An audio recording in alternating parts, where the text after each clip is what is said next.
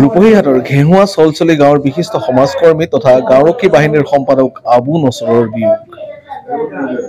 তেওঁ বহুদিন ধৰি গাঁওৰক্ষী বাহিনীত অধিষ্ঠিত হৈ অঞ্চলটোত বিভিন্ন সেৱা আগবঢ়াই আছিল। লগতে বিভিন্ন ৰাজহুৱা অনুষ্ঠান প্ৰতিষ্ঠানৰ সৈতেও বিশেষভাৱে জড়িত আছিল। তেওঁৰ বিয়োগত সমগ্ৰ ৰূপহীহাট আৰু গাঁওৰক্ষী বাহিনীৰ লগতে বিভিন্নজনে শোক প্ৰকাশ কৰিছে।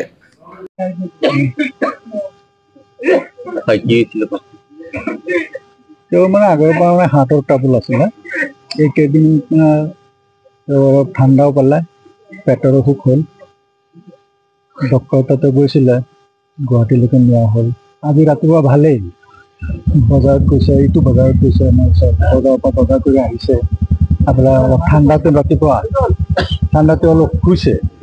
খোৱাৰ পিছত তাৰ ছোৱালী আছিলে ওচৰত, ছোৱালীক ক'লে বোলে পানী অলপ আনা খাম।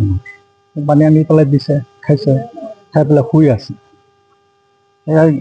ঘৈণীয়েকে আহি পেলাই অলপ মাতিছে, অলপ সময়ৰ পিছত আহি লৰচৰ কৰা নাই বা মাত দিয়া নাই। ছোৱালীজনী আহি পেলাই যেতিয়া মাতিছে, তেতিয়া মাত দিয়া নাই। তাৰপিছত ছোৱালী ভাবিলে কিবা এটা হৈছে, চিঞৰ মাৰি দিলে। মই দৌৰি আহিলোঁ, আহি পেলাই হাতৰ ট্ৰাবুল আছেই। মই কি কৰিলোঁ, পিঠিত আৰু বুকুত অলপ মালিচ কৰিলোঁ।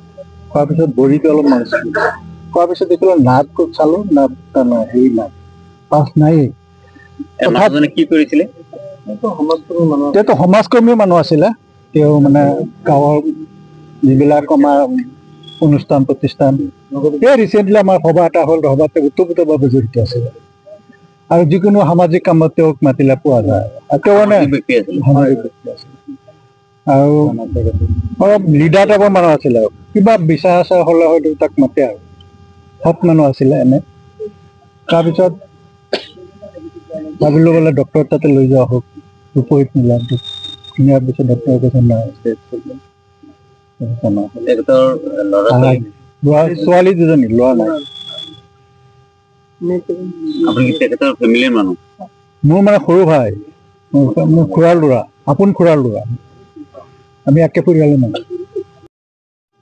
হয়, তেওঁ মানুহজন মানে সমাজকৰ্মী আছিলে। আমাৰ লগত একেলগে আমাৰ গাঁৱৰ যিকোনো কামতে আগভাগ লৈছিলে। যিকোনো সমাজৰ যিকোনো কামতে তাক মাতিলে সি আগতে লৈছিলে। কিবা বিচাৰ আচাৰ হ'লেও ভাল মানুহ আছিল, তেনেকৈ ভাল বিচাৰ আচাৰ পাইছে ৰাইজেও। সেইকাৰণে চবেই তাক মানে সেইকাৰণে আজি চব বেয়া লাগি আছে। মানুহজন পটকৈ গুচি গ'ল আমাৰ ভিতৰৰ পৰা। হয়, আমাৰ বিৰাট এটা ডাঙৰ ক্ষতি হৈছে আমাৰ সমাজৰ কাৰণে। খুব ভাল মানুহ আছিলে মানুহজন। তাৰ লগত বহুত দিন ধৰি কাম কৰি আছো। এই বিডিবিৰ ছেক্ৰেটাৰী বহুত দিন ধৰি মোৰ আগৰ পৰাই কৰি আছে। সি এনেও ৰাতি এইখিনিত দোকান পোহাৰ আছে, এইখিনি গৈ চাই থাকে, ডিউটি কৰি থাকে। আমাকো মাতি লৈ যায়। তাৰপিছত আপোনাৰ কেইদিনমান অসুখ থাকিলেও সি ওলাই যায়।